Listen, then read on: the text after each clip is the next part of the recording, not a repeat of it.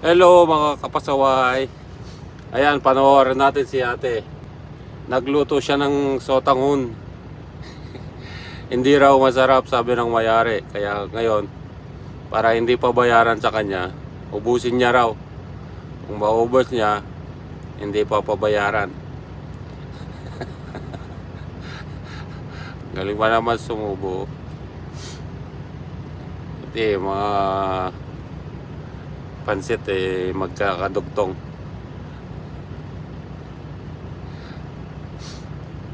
Ano sa tingin niyo? Mauubos niya kaya yan? Puro pansit lang, pansit. Yung bayag ng baka, hindi kinakain. Tsaka yung soup niya, soup number 5. Soup number 5, lutang-lutang.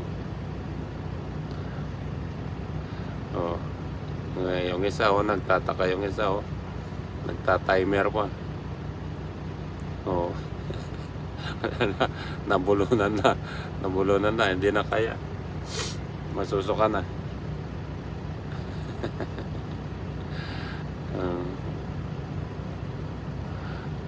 Wala nang nguya-nguya. Pagkakadugtong, pag sumuka yan, dire-diretso labas lahat. Yan lang.